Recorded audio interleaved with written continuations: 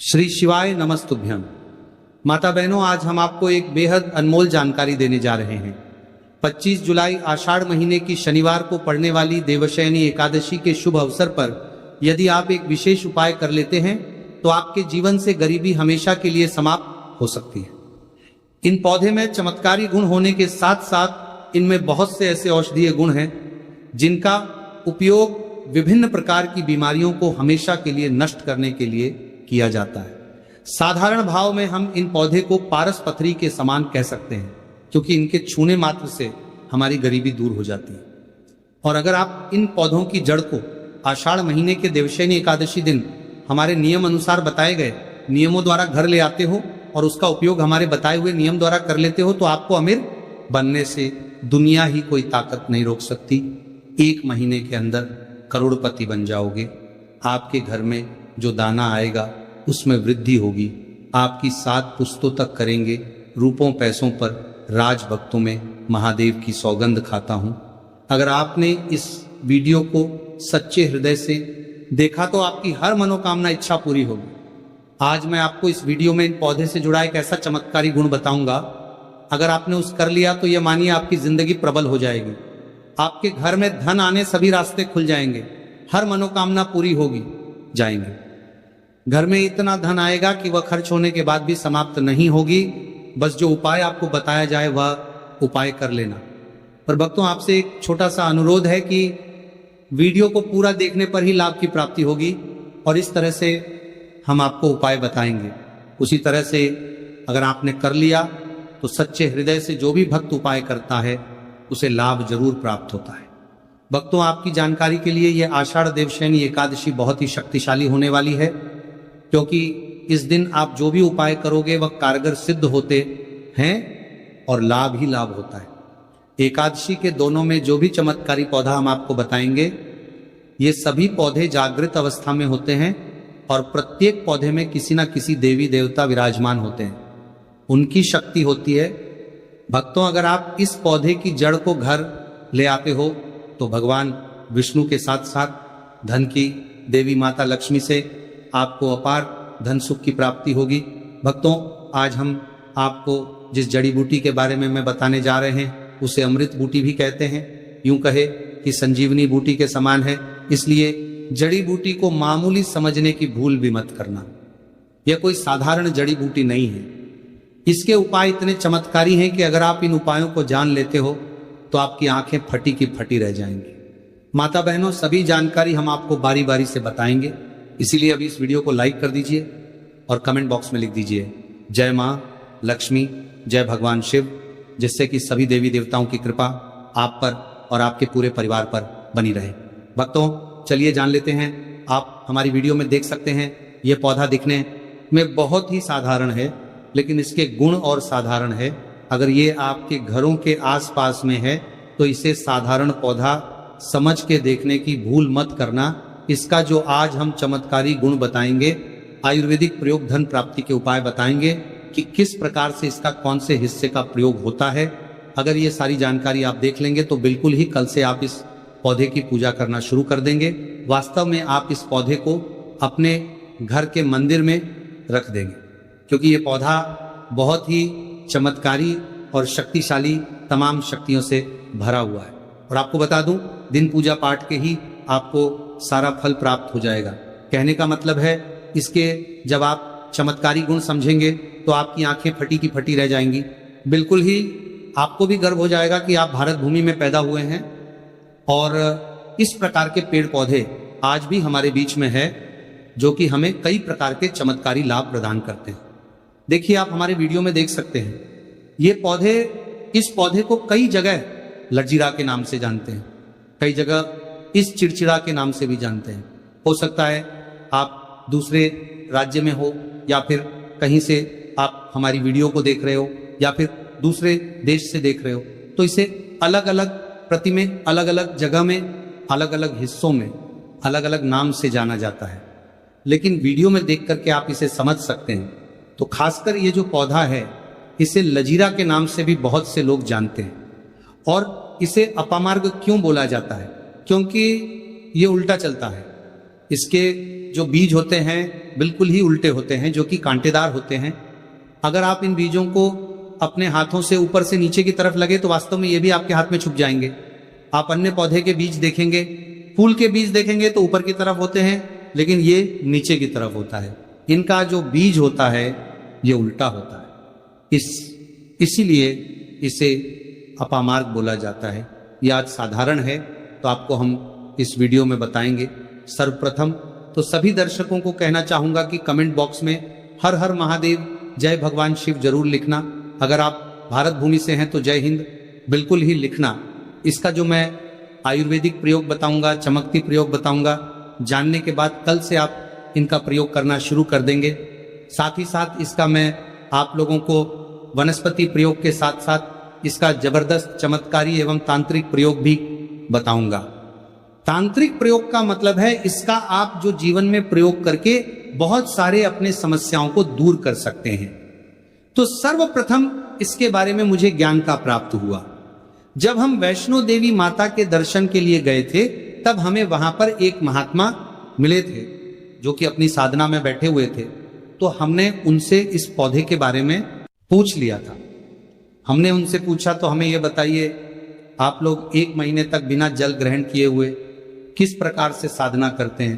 तो उस संत महात्मा ने हमें स्वयं ही बताया कि जो चिड़चिड़ा नाम का पौधा होता है इसके बारे में आप मुझसे पूछ रहे हैं, जिससे आप लोग अपामार्ग के नाम से जानते हैं या फिर इसके कई प्रकार के नाम होते हैं।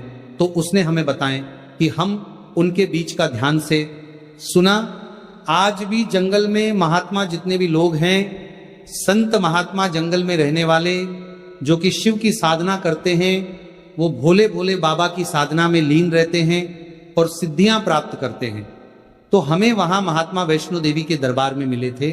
उसके बाद वो साधना करने के लिए ही बैठे थे। तो हमने उनसे ये पूछ लिया था। तब उन महात्मा ने हमें बताया कि उनके के बीज की खिचड़ी बनाया जाता है और उनके 2 चम्मच खिचड़ी खाना होता है। अगर आप उनके बीज का खिचड़ी बना करके 2 चम्मच खा लेते हैं तो आपको 1 महीने तक भूख प्यास नहीं लगती। तो संत ने हमें बताया कि 1 महीने तक हमें भूख और प्यास नहीं लगती। फिर हम लंबे समय तक जब साधना करते हैं, हमारे धर्मशास्त्रों में यह भी कहा जाता है जो मनुष्य साधना करके भोलेनाथ को प्रसन्न कर लेता है तो उसके सारे दुख दर्द कष्ट दूर हो जाते हैं। जिस इंसान के ऊपर भोले बाबा का आशीर्वाद प्राप्त होता है वह इंसान सबसे धनी श्रेष्ठ बुद्धिमान होता है। वैसे तो भोले बाबा थोड़ी सी पूजा पाठ में ही प्रसन्न हो जाते हैं, लेकिन कुछ ऐसे नियम हैं इसके प्रयोग से उनकी पूजा करने से लाभ की प्राप्ति होती है। तो उन महात्मा ने हमें बताया कि इस पौधे के जड़ में माँ गंगा का वास होता है। जी हाँ, बिल्कुल ही माँ गंगा का वास होता है। और यह भी माना जाता है कि प्राचीन ग्रंथों में भी लिखा है कि अमृत की कुछ बूंद इसकी जड़ में पड़ी थी, इसलिए यह पौधा अमर है। यह पौधा काफी साल पुराना है और इस युग में भी यह पौधा आपको आसानी से देखने के लिए मिलता है जाएगा। इसलिए आयुर्वेदिक में इस पौधे को संजीवनी बूटी के नाम से जाना जाता है। भक्तों, आपको क्या करना है, नवरात्रि के समय जिस स्थान पर आप माता रानी की पूजा करते हैं उस स्थान पर आपको जाना है। इन पौधों की जड़ को लेकर आपको इस पौधे की जड़ को हाथ में लेकर 7 परिक्रमा कर लेना है और उसे रात को आपको अपने घर की तिजोरी में लाल कपड़े में बांधकर रख देना है। इससे आपके घर में धन दौलत पैसे की कमी कभी नहीं होगी, वह उसमें सुरख बढ़ता ही जाएगा। हमें आपको इसके खोज दिए आयुर्वेदिक गुण बताऊंगा। उसके खोज के गुण बहुत ही महत्वपूर्ण है। इसीलिए आज भी लोग जो धार्मिक लोग रहते हैं, आपके यहाँ कोई लोग इसके दातून करते हैं कि नहीं? जो बहुत से पुराने जो सयाने बुजुर्ग लोग हैं, जिसे हम बुजुर्ग के नाम से भी जानते हैं, ओल्ड मैन कहा जाता है, पुराने जो व्यक्ति है काफी पुराने, तो ऐसे व्यक्ति इसकी जड़ की दातून करते हैं। क्यों करते हैं? क्योंकि इसके जड़ में गंगा मैया का वास होता है। अमृत की कुछ बूंद गिरी थी। ये सर्वप्रथम जानते हैं। इसका आयुर्वेदिक प्रयोग जानेंगे। इनका चमत्कारी प्रयोग, आयुर्वेदिक प्रयोग सर्वप्रथम बताना चाहूंगा। अगर इसकी जड़ का दातून किया जाए, जिससे लंबे समय से दांतों में पारियां हैं, दांतों में दर्द बना रहता है, किसी कारणवश डॉक्टरी इलाज नहीं कर पा रहे या फिर डॉक्टरी दवा खा रहे हैं, फिर भी दांतों में दर्द बना हुआ है, ठीक नहीं होता है, तो केवल इसकी दातून करने मात्र से, केवल इसके दातून करने मात्र से दांतों में जितने भी कीड़े हैं, बैक्टीरिया है, जिसके कारण आपके दांतों में दर्द बना रहता है, वह दर्द इसके दातून करने से केवल 15 दिनों तक उनकी आपको रेगुलर दातून करना है। 2 से 3 दिनों में इसके रिजल्ट मिल जाएंगे, दांतों के दर्द समाप्त हो जाएंगे।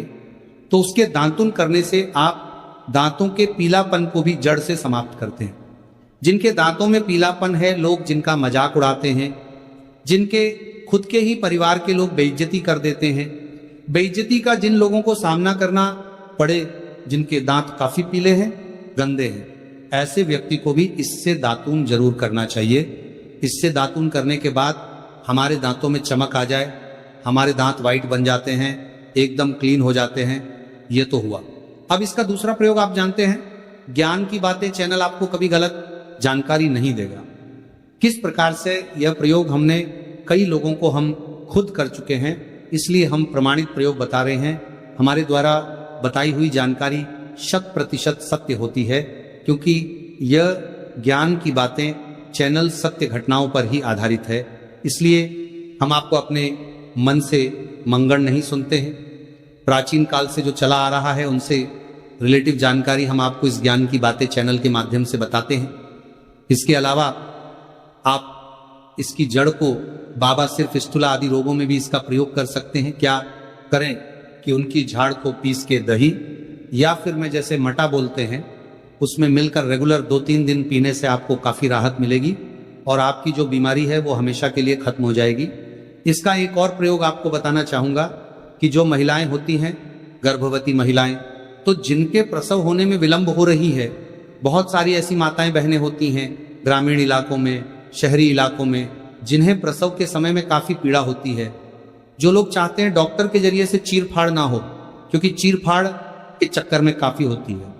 बात में आगे चल करके अपने जैसे टांके लगवा के फाड़ कर करके बच्चा बाहर निकल पाया, तो उससे काफी हमें बाद में दिक्कतों का सामना करना पड़ता है, क्योंकि इसके अंदर में ऐसी चमत्कारी शक्तियां पाई जाती हैं जो कि किसी भी प्रकार का सिर दर्द हो, डिप्रेशन के कारण आ रहा हो, अनिद्रा के कारण आ रहा हो, या फिर पागलपन के कारण, बहुत सारे ऐसे कारण होते हैं, या फिर गर्मी के कारण आ रहा हलगले के कारण किसी भी प्रकार का सिर दर्द हो, उसमें रामबाण की तरह ही ये काम करता है कि मैं आप लोगों को इसका चमत्कारी प्रयोग बताऊंगा।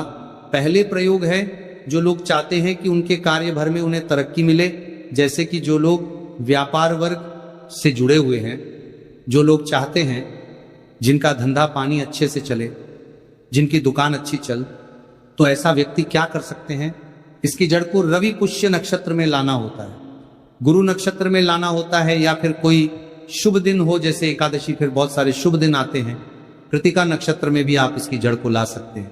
तो इसकी जड़ को लाना होता है और इसे लाल कलर के कपड़े में बांध करके आप अपने व्यापार स्थान में बढ़िया देखने, जहां 5 ग्राहक आ रहे हैं तो इसकी कृपा से ग्राहकों की भीड़ लग जाएगी खाने का।